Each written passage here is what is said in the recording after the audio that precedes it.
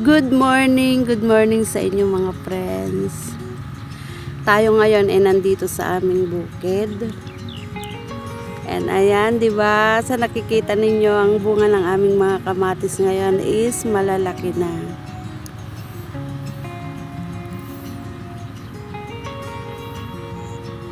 Yan.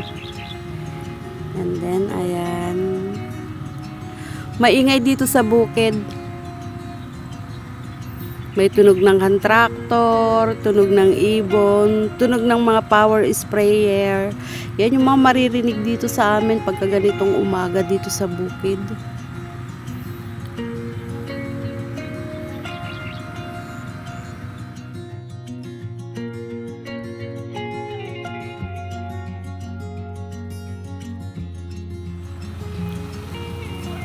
Nung tinanim kasi namin itong mga kamatis namin na to noon is napakainit. And ngayon, ayan, marami kasing namatay dito pero dahil nagkaroon na sila ng maraming sanga, ayan, gumanda na. Medyo kumapal na.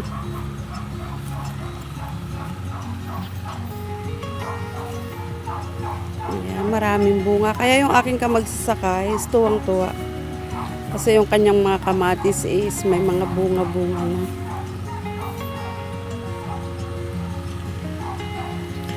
Doon sa kabila, busy-busy rin sila kasi nagre-ready na rin sila dyan ng taniman nila ng sibuyas. Sibuyas naman kasi itatanim nila sister ko dyan. Nagpatubig kasi siya dito kahapon and sabi niya sa akin, may ilan-ilan daw na namamatay. Eh, sabi ko, expected na yon. And sana wag umulan. Alam nyo naman ang kamatis, mga friends, sabi ko nga is ayaw na ayaw niya ng masyadong matubig. Kaya itong pagpapatubig nga dito is may bilang and tinitignan pa talaga ng kamagsasaka ko yung lupa. Binubungkal pa niya yung lupa, tinitignan niya yung ilalim kung basa-basa pa. Hindi pa niya patutubigan yan. And dyan sa kabila, nagpa-power sprayer sila dyan. Nag-i-spray din sila dun sa kabila. Andun, yung pinsan ko, nag-i-spray. Kaya lang ang gamit naman niya is power sprayer. And yung kamagsasaka ko, nag-i-spray. Kaya nga lang, ang gamit niya is yung di bomba. Yung lumang style pa lang ng aming sprayer. Yung lumang sprayer pa rin na ginagamit niya. Ayaw niya ng power sprayer. Kasi sabi niya, mabigat.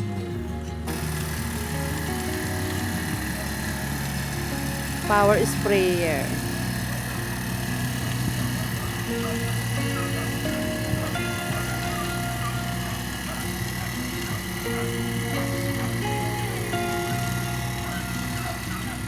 And andyan naman yung mga pamangkin ko. Saka yung pinsan ko, nagdidilig sila ng kanilang mga sibuyas. Mga punlang sibuyas naman. Hindi ako makapunta doon kasi may bakod kami pagitan ni sister ko. May schedule na ipatanim niya. 22 bago Pasko. Tampa na garuda. Yan, malalaki na rin yung kanilang mga punla.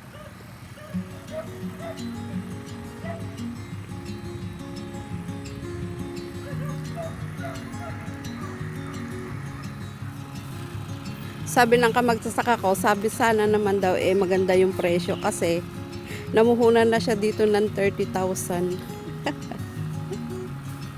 Buto kasi nito is napakamahal na, Diyos mio. Tapos itong mga tulos, binili uli niya yung mga bago uli yung tulos.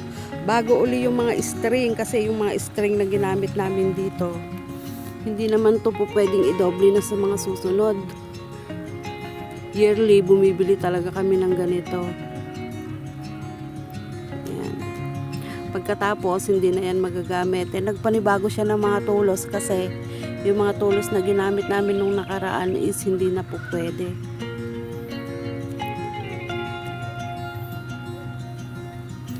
Sabi niya sana maganda yung presyo para mabawi naman niya yung kanyang puhunan, ay magkaroon din naman siya ng dagdag puhunan uli para sa susunod. Itong part na to naman, huli naming tinanim yan.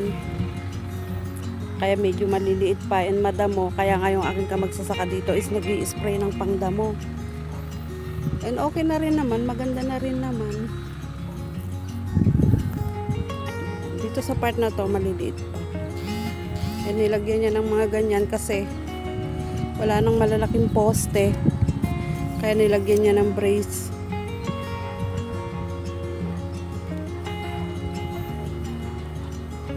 Medyo malalaki na rin naman dito. Kaya lang tulad dun sa kabila, marami ring namatay. Kasi nung tinanim namin to nga, sabi ko is napakainit.